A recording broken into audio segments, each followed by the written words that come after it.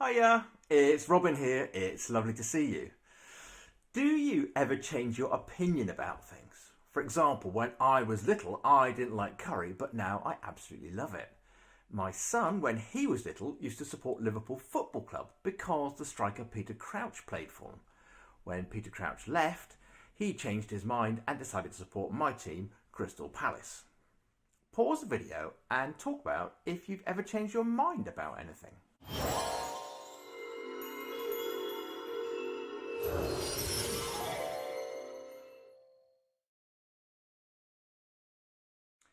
There are some important issues in our world that individuals and societies have changed their minds about. Often we grow older and wiser, or we learn more about the world, especially through science, or society changes. For example, it wasn't until 1928 that women were allowed to vote in our country, and only in 1970, just before I was born, when women were given the right to equal pay. Can you think of any important issues that people or society have changed their minds about? Pause on the picture and talk about this.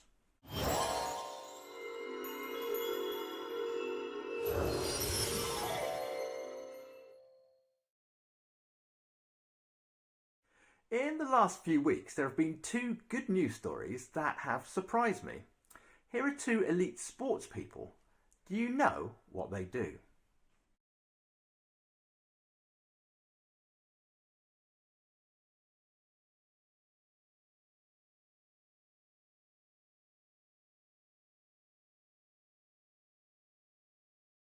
At the age of 22, Sophia has become the first black woman to play cricket for England, and Alice Dearing is set to become the first black woman to represent Great Britain in an Olympic swimming event this year.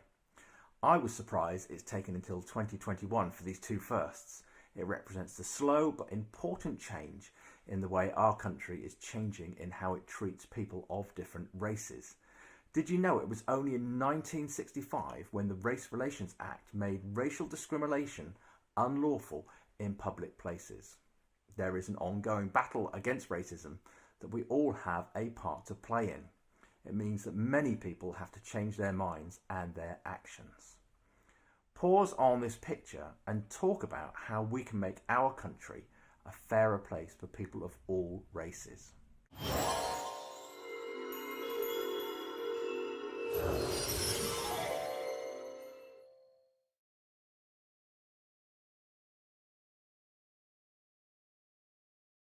In the country of South Africa, from the 1950s to the 1990s, they had official laws that allowed racism to be used. It was called apartheid, and this means apartness in Afrikaans, a language spoken in South Africa. South Africa's population is mainly non-white, but was controlled by a government of white people.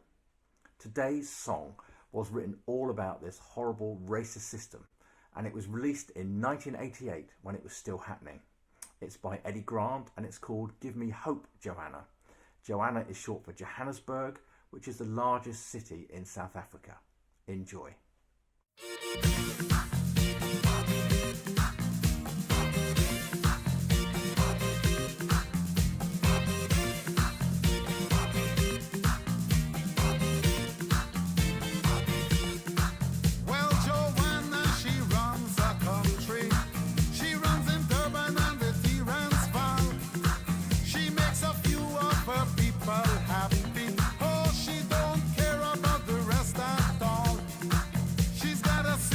They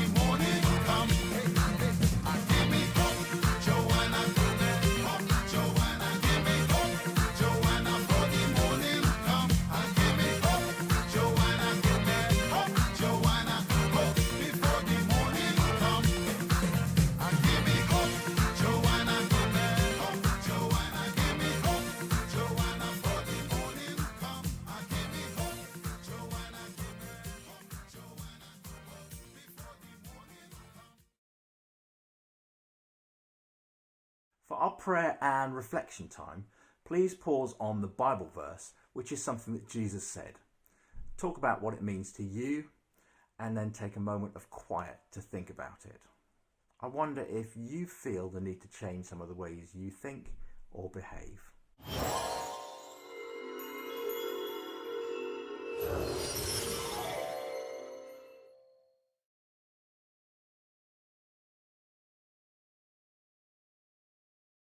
Our tricky question of the week this week is, why do people appear to be killed by God or by good people in the Bible? I'll leave you to see what Rev Glyn has to say and to discuss what you think. Now, there are some extra links below the video on YouTube if you want to explore some of today's topics in more detail. I look forward to seeing you next week. Bye for now. Bye. So if we look in the Bible, we have stories like David and Goliath, Daniel in the lion's den, Noah's Ark. And it appears that God or good people on his behalf do actually kill bad people in the Bible. But of course, God tells us that we should not kill anyone in the Ten Commandments. He says, do not murder. So how do we make sense of this? Okay. This is a very deep question, and many people far more learned than myself have reflected on and wrestled with such questions as this. But it's important for us Christians to discuss such issues and to realise that the Bible does not give trite or simplistic answers, which is a measure of the seriousness of the question. We have to read all of these stories in a larger context. We have to understand that they are part of a biblical narrative which starts in Genesis and ends in Revelation. We have to understand the culture of the day as well, and try and understand how people thought back then and how they would see and understand God at that time, which might be different to how the New Testament writers would view God, or even how we would view God in our 21st century. And so when we ask this question, we need to reflect on it carefully so that we can begin to answer it.